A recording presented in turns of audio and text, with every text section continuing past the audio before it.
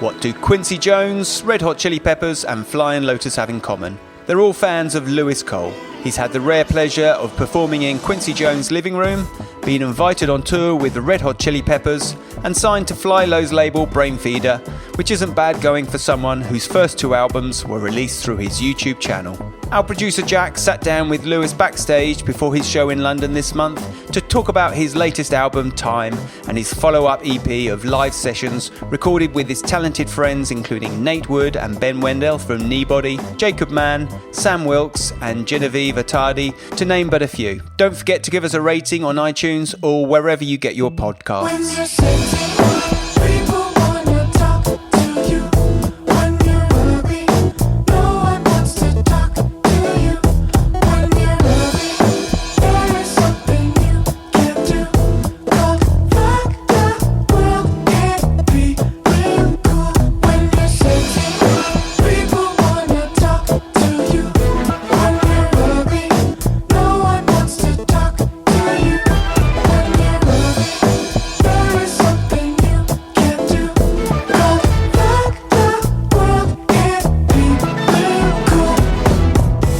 Thank you so much for joining us on the Ninja Tune podcast. Yeah, thanks for having me.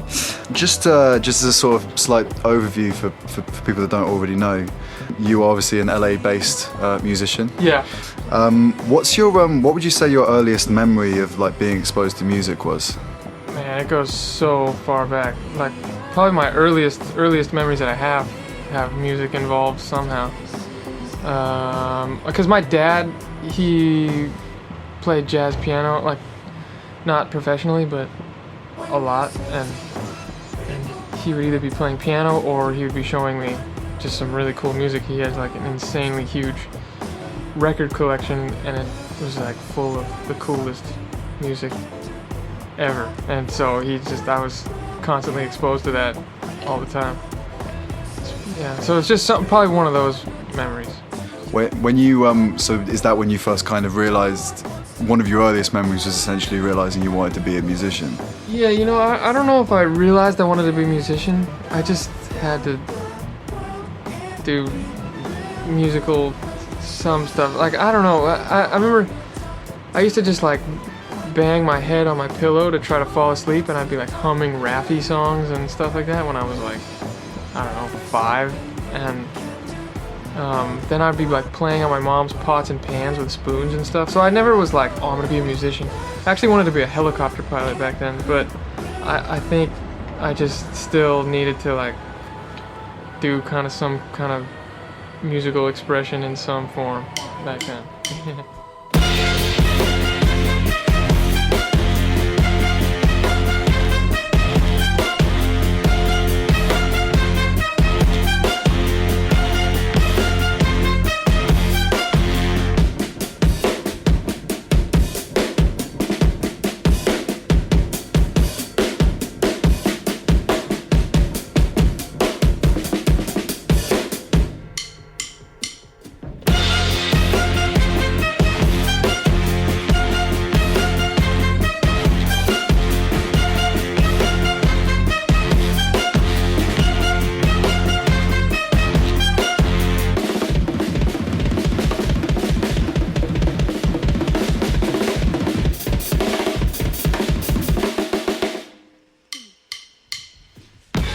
So how did you first start making music? I started like taking drum lessons when I was maybe 7 or 8 with this guy Ed Mars, and so I was like not that like super serious about drums. I guess as serious as like a regular 7 or 8 year old is. You know, I would just be taking a drum lesson every week or something. But it wasn't until like I was maybe 11 and my uncle gave me this like little like keyboard where you could like record 6 tracks on it and layer 6 tracks on top of each other with like these really old sounds on it. And I don't know, I just remember thinking like his music was like, that's how he made music, my uncle, just on these little keyboards, and it just sounded like really unrestricted and free and just his mind just down on a musical format. So he gave me one of his keyboards and I just started like messing around like that. And so you almost started experimental rather than like being classically trained in it. Yeah. Yeah, just like a go for it, just try stuff mentality. And I didn't really know, I didn't really have much formal piano training or anything. But I listened to like a lot of James Brown and stuff like that. And I think probably that's how I learned how to play keyboard, was just like trying to play James Brown bass lines and stuff on the keyboard. I think that was like, and then so I just started writing like really weird songs. Someday I'm gonna release all those, or a lot of those songs from back then when I was like 11 and 12, because they're like, some of them still hold up. They're like super weird, man, but like they're I think they deserve to be like maybe heard at some point. Yeah. So you mentioned that your first instrument was the drums, obviously. Yeah. Was that sort of your route in, and then everything else came from that? I think drums, a lot of what I do is still based on drums, because it's just like, even when I play the keyboard, I feel like I'm playing drums on the keyboard a lot of times, just like rhythmic stuff. So that would, yeah, that had a lot to do with it.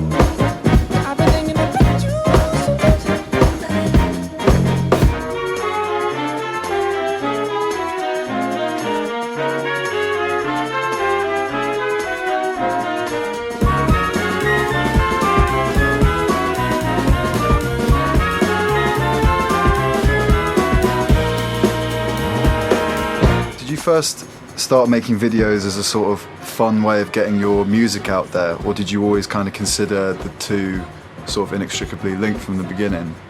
I never thought of it beginning like that, but my friend Jack Conti, he was like really like breaking through in his career on YouTube, just like putting out videos of him recording songs.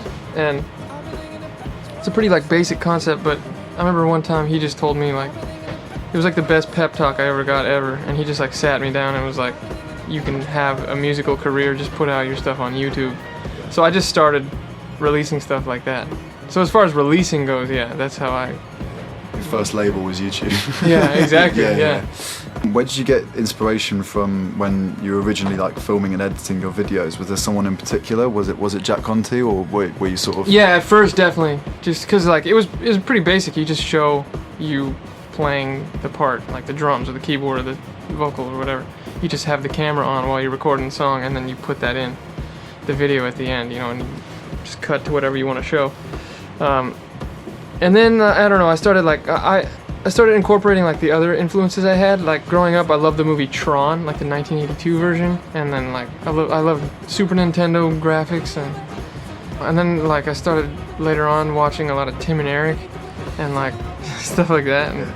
And then the big one for me lately is there's this genre of video called YouTube poops. There's some really good artists who make YouTube poops. Basically, they take an existing video and then they cut it up and edit it so that it's like completely something else, and it's like really like my favorite kind of humor, I think. It's just like so unexpected and weird, and the video editing is just like killing. So that's probably my biggest influence now, I would say.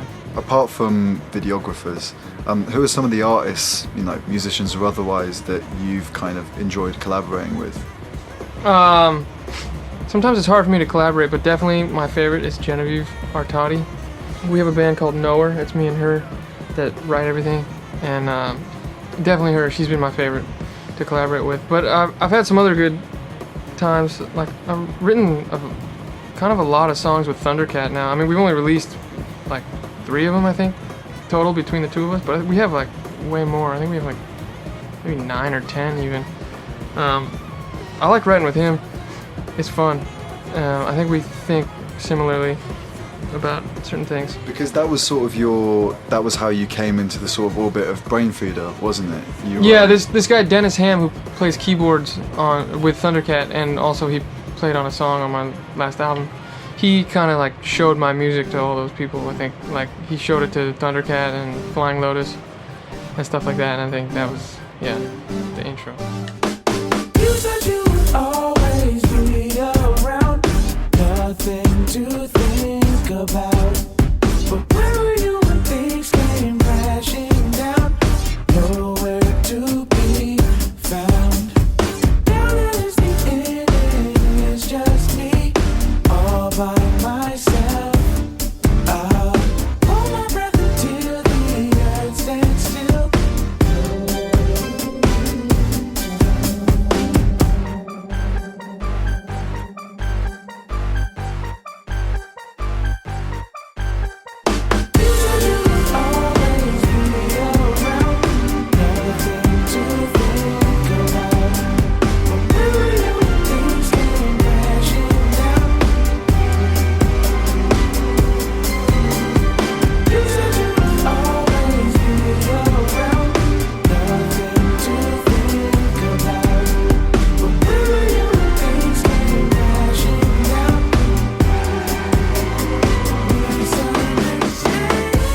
Theme in a few of your songs seems to be about kind of finding solace in like your own company, and that kind of being an intrinsic part of your writing process. Would you say that that's when you kind of feel you're most creative?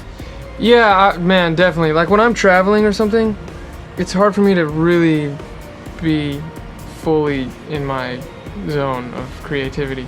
I like to be at home, just like in my bunker of writing. That's my favorite place to be. Yeah. As far as like creation and stuff like that.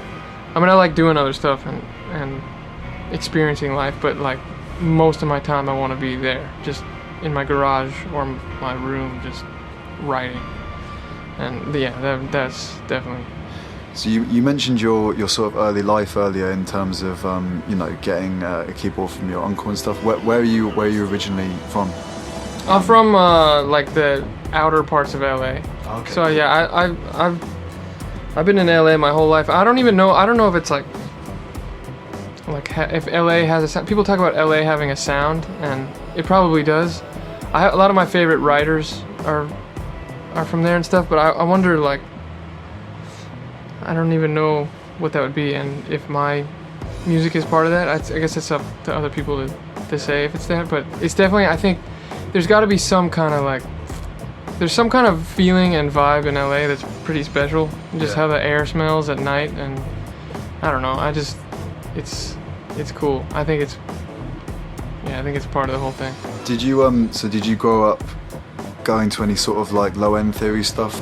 Yeah. I didn't really go to. I only went to low end theory one time, and I think I was like maybe 24 by that point. It was cool. There's a lot of bass. I don't even remember who was playing, but it was fun. When I was younger, I was kind of sheltered, and not like that, but like I just was in my own weird zone. I used to like, I don't know, musically, I guess it was mostly just like listening to records. It wasn't like going out and seeing stuff. When I was like in a music school later on, when I was like 19 and 20 and stuff like that, like I would see more stuff, like mostly my friends playing, and I would, I don't know, go see like jazz and stuff like that. What did you study? Oh, I studied jazz drum set. That was like my field there. It was fun. I mostly like school because of like the other people I met at the school, and they're just like really good creative musicians, and we still work together today. Playing bands together or whatever. Are there any we might have heard of? As in, are there any that are now, off doing their... Yeah, guys I was with, like Sam Wendel, I was there at the same time as him, Eldar Jangarov, Tigran Amassian, there's a lot of others, Robbie Marshall. Yeah, there's like some really good musicians. There's a ton that I'm forgetting. I think of the night that it rained on the I knew my car wasn't safe, sitting still, swept all the trash cans away, the rising tide drive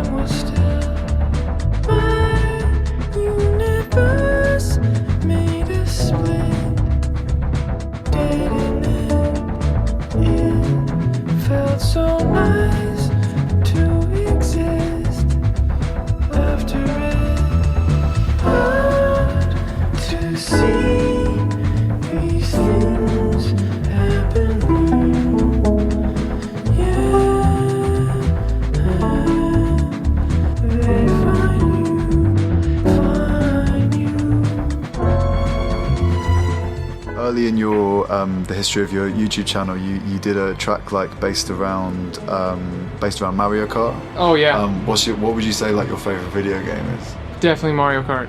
Yeah. All the way. Yeah, my favorite one is Mario Kart 64, although the music for the Super Nintendo Mario Kart is the best music. Yeah. But 64 is definitely, I think it's like the greatest game ever made.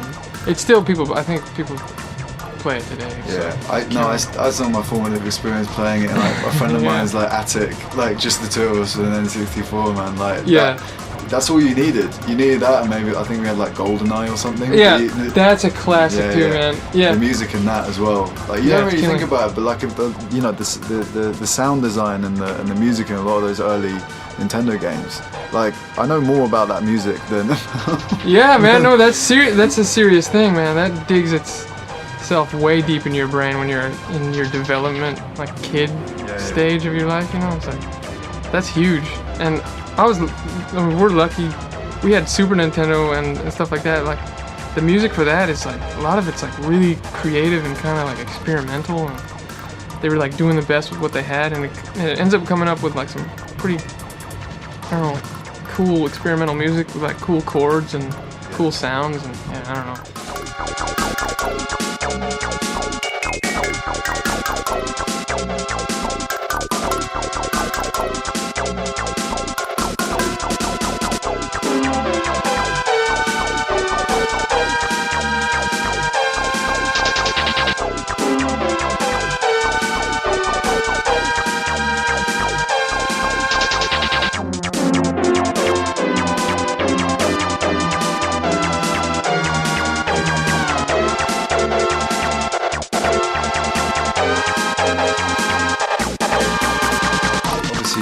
Your album Time came out last year on Brainfeeder.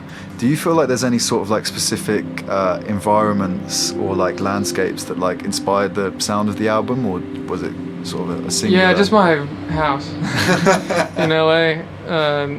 Just my room and my garage, probably straight up that. I mean, and really just like whatever I was feeling at the time or whatever life experiences. Like definitely some of the inspiration probably came to me while I was like traveling around or something like that. But most of it feels pretty much like the inside of my house. So essentially your creative process kind of not locking yourself away, but sort of just constantly experimenting or like trying to... definitely, constantly. Would you say that that's both in terms of like musically and also like comedically, as in like obviously there's like there's a humorous part to a lot of what you do, especially for like the more video based stuff. Yeah. And is it literally just sort of like trying to make yourself laugh, or like trying to make... Yeah, I mean it's mostly like I can't really separate that. Like obviously if I'm doing like a real slow sad song and humor doesn't feel right for that vibe, then it won't make its way in. But I think I'm always trying to joke around with my friends, and I'm trying to look for humor a lot of the time. So I think when I'm making music and stuff, it's just part of it. It's just not, it doesn't get separated usually. So I just keep it in. I don't try to like force it out or something. Yeah. So it's just in there. Like, yeah, so when I'm editing a video, it's like I could just have this video of us playing a song, recording a song. But I want to, if I can, if some idea comes to me that's like funny, I'll just try to go with it.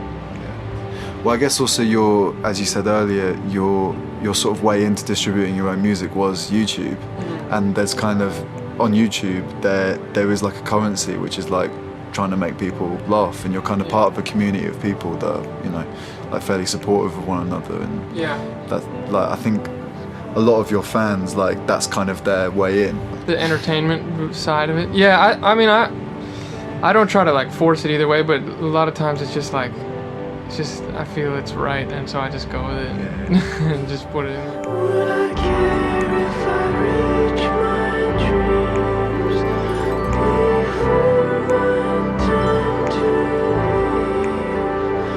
Would that even be as cool as dreaming about you?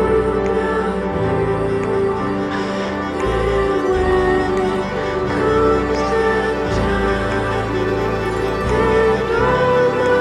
my life goes by,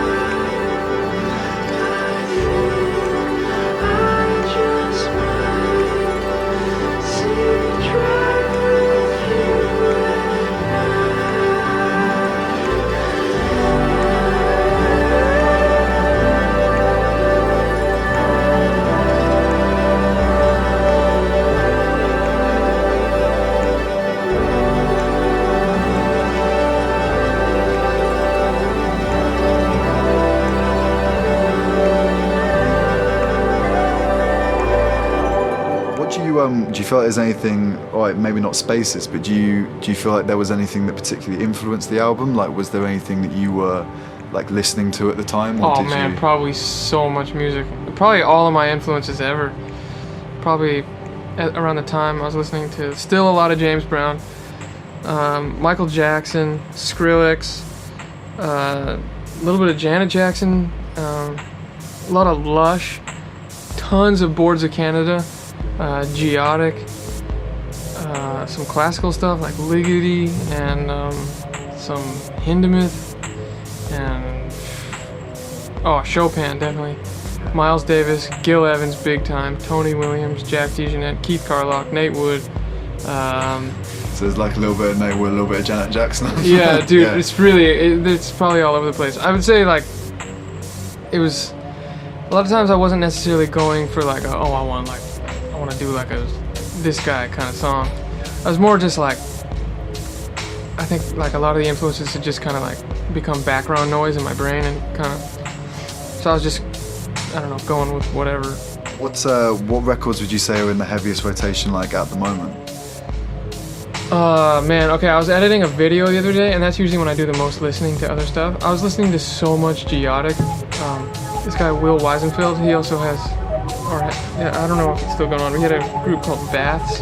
It's all of his stuff's amazing, and I was just listening to a lot of Geotic, this old record called Hearth, and Mann, and man, it's just like, it was really nice to just get really deep into that. And then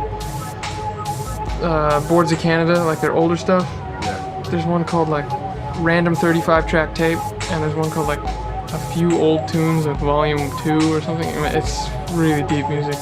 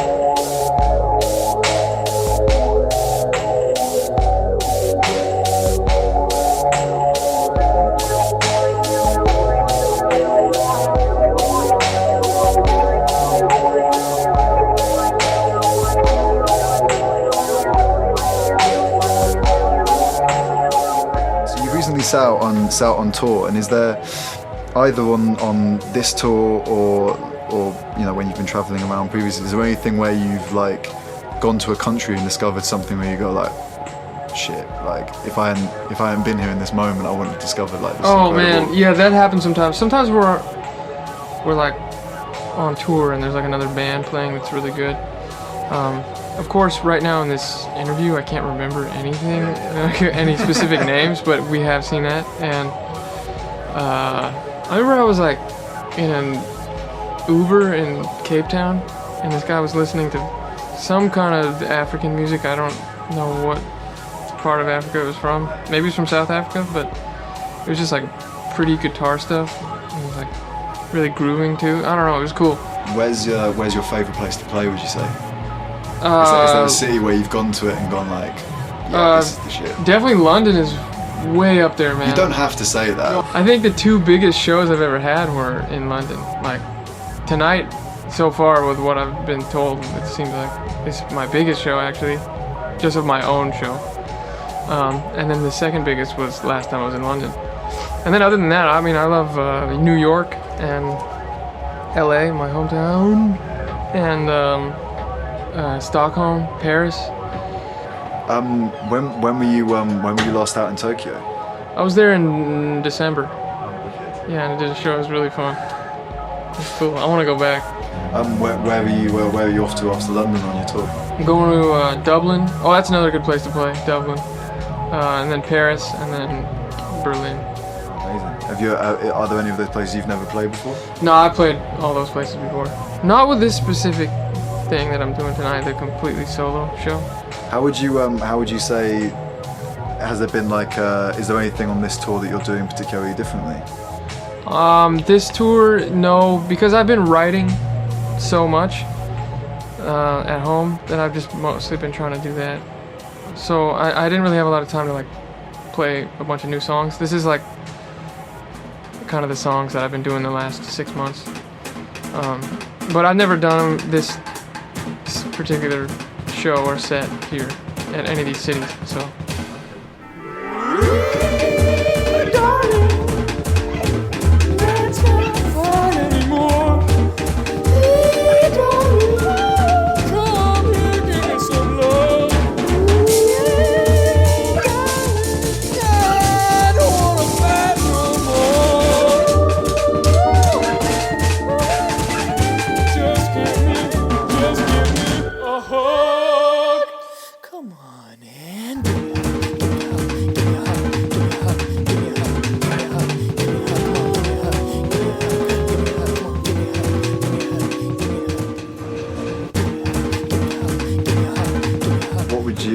What are your plans for the rest of the year then?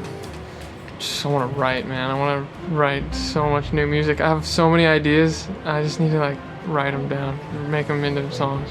Do you find that the ideas come like more freely when you're on tour, or is it literally just like the matter of like you had these ideas and then almost the tour got in the way of it?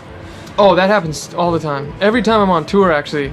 I mean, I love touring and I'm so grateful I get to do it, but it's like every time I'm leaving for the airport, I'm like, feel like I'm getting ripped away from this, like some project that I'm like in the dead middle of, you know, like, shit. The second half of this year, I think it's gonna be a lot of time at home to work this stuff out.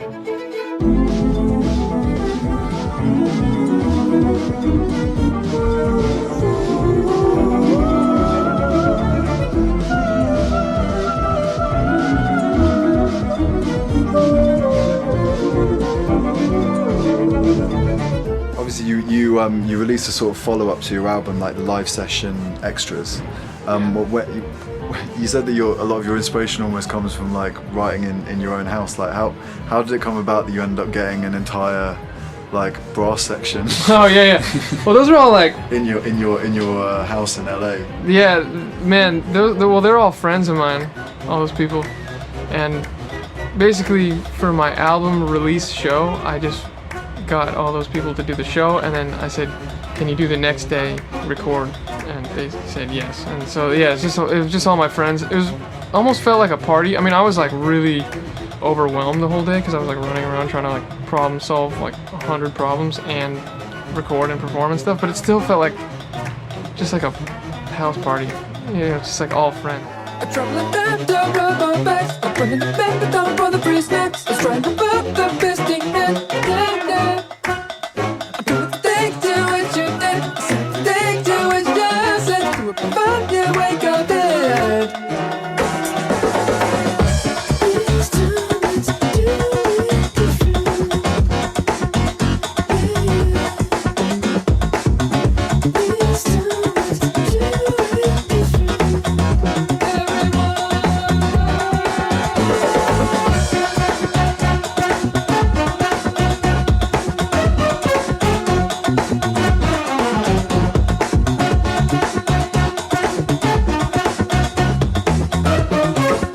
So was it your friends filming it as well? Mm-hmm. Yeah, and they're all like badass. Like even the filmers are all badasses. Like the guy filming out on the deck, he's an incredible composer and piano player. And like one of the guys filming on the inside, they'll have beekeeper suits on, but one of the guys filming like in the kitchen, he's like a world famous car photographer and just creative mind. And then this other guy, Daniel Sunshine, he's like the camera guy behind a lot of my recent videos, like Weird Part of the Night. He filmed that, and he's also a great musician too. It's kind of crazy. All the people, like not even just the musicians, but all those people are just like such high level, like creative people. It's kind of crazy. And there they are filming your house party. Yeah, and then they're just wearing beekeeper suits filming it. Like how spontaneous was that? Because obviously all of the transitions and stuff, like how long did it take you to pull that together? I wrote all those ideas down in my phone. I don't think there was any, besides just like little details in the music and solos and stuff, I think it was pretty planned all the way. For that song, it was like, all right, I'm gonna have a keyboard stand that looks like a mannequin butt with legs on it, and then I'm gonna play at the top of the stairs, run down to the drums, and then you're gonna pan over to the band, and it's gonna be a big reveal and whatever. So I think it was I mostly had all that stuff planned. And then all you need to do is just drop in a load of sick musicians.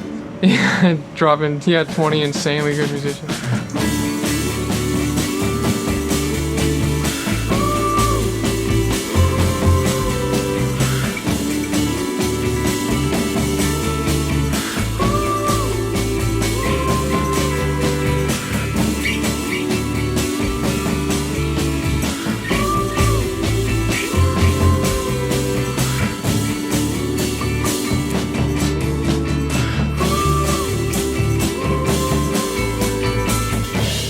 Speaking of playing in weird places, you obviously once had the pleasure of playing in Quincy Jones's living room. I heard. How did that come about? Our friend Lauren, who was actually singing on that live session you're talking about, she showed our music to one of her friends who was one of the people at Quincy Jones management group. So that was how it happened. That's how they heard about us. And Quincy Jones, he didn't know really about us when we walked in. They were like, "These are the guys that we showed you," and he was like, "Yeah, I don't think he really knew us at all." But it was cool. I mean, we played for him in his living room. He was like eating snacks and stuff and like rocking out. We were like doing a cover of PYT, and I was just like playing a keyboard. And Genevieve was singing. And he was really into it then, but yeah, that was basically it. Just like a real short thing. And what, were you essentially invited down to just entertain him for a bit, or was it just like... Yeah, it was kind of weird. Like, Quincy likes to have music when he eats his snacks. Yeah, exactly. Yeah, it needs to be live musician. Yeah. Man, I don't know. I think it was supposed to be a promotional video for this like Quincy Jones Presents series, where it's like his team chooses people that they think are cool around LA. So it's like, I don't know how many times they did it, maybe 4 times a year they have like a concert. So we were the artist for whatever, that part of the year. So I think they wanted to do like a promotional video and have like film us playing for him while he's like eating guacamole, but I don't think it ever turned into a video. They were filming the whole thing, Right. but I've never seen it. We're obviously currently backstage at Heaven for the London leg of your tour, and I just wanted to say thank you so much for joining us. Yeah, and, man, thank you good for luck having me. tonight.